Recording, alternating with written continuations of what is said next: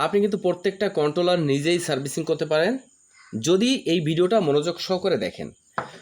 তো আমি আজকে যে তথ্যগুলো দিব, আমি যে সিস্টেমগুলো আপনাদেরকে বলবো, এই সিস্টেমে যদি আপনি কাজ করতে পারেন তাহলে প্রত্যেকটা কন্ট্রোলার আপনি সার্ভিসিং করতে পারবেন। তার জন্য এই ভিডিওটা সম্পূর্ণ দেখতে হবে। আর যারা আমার চ্যানেলে নতুন আছেন তারা এখনই আমাদের চ্যানেলটা সাবস্ক্রাইব করে আমাদের পরিবারে যুক্ত হয়ে যান, আর কমেন্টে অবশ্যই মতামত জানাবেন। দেখেন, আমি কিন্তু বিশেষ করে ভিডিও তৈরি করি নতুন টেকনিশিয়ানদের জন্য, আর বড়রা কিন্তু অ্যাডভান্স লেভেলে যারা পারে তাদের কথা কিছু বলবো না, যারা নতুনরা আছেন তাদের জন্য তথ্যগুলো দিতে ভালোবাসি।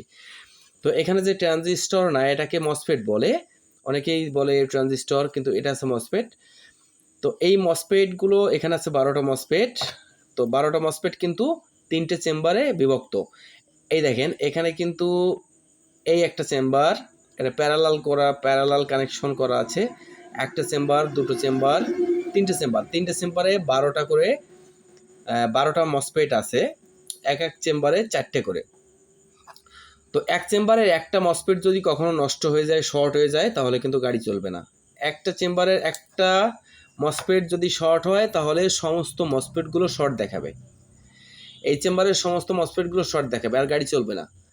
সহজ একটা উপায়, যদি আপনার দ্বারা 10টা কন্ট্রোলার থাকে, 10টা কন্ট্রোলার আপনার সার্ভিসিংয়ে আসে, তো একটা জিনিস মনে রাখবেন যে 10টা কন্ট্রোলারের 8টা কন্ট্রোলারে কিন্তু এই মসফেট নষ্ট হয়। কারণ এই মসফেটগুলো কিন্তু এক ধরনের ভালো ফ্রিকোয়েন্সি, হাই ফ্রিকোয়েন্সি তৈরি করে এখানে, যার কারণে কিন্তু আমরা মোটরগুলো চালাতে পারি।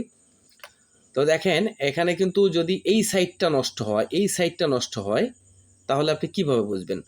সরাসরি কিন্তু আপনি মিটার দিয়ে বুঝতে পারবেন। আমি দেখাচ্ছি, মিটার দিয়ে আপনাদের সরাসরি আমি মাপজোক দিয়ে দেখাবো। তো এটা ডিজিটাল মিটার দিয়েও আপনি করতে পারেন এবং অ্যানালগ মিটার দিয়েও আপনি করতে পারেন। তার জন্য আপনাকে মিটারের কাঁটাটা সিলেক্ট করতে হবে কন্টিনিউটি মোডে। কন্টিনিউটি মোড তো আমরা ভালো করে জানি, যেখানে বাঁশি বাজে, পিক পিক করে বাঁশি বাজে। দেখেন, যে মসফেটটা নষ্ট, আমি এখানে মাপ দিচ্ছি, অবশ্যই এতে নষ্ট আছে কিনা জানি না। তো আমি এখানে মাপ দিচ্ছি, যে মসফেটটা নষ্ট আছে সেটা কিন্তু সরাসরি বাঁশি বেজে উঠবে। বাঁশি বেজে শর্ট যেটা আছে, শর্ট আছে, সেটা কিন্তু কন্টিনিউটিতে বাঁশি বেজে উঠবে, শর্ট বোঝা যাবে।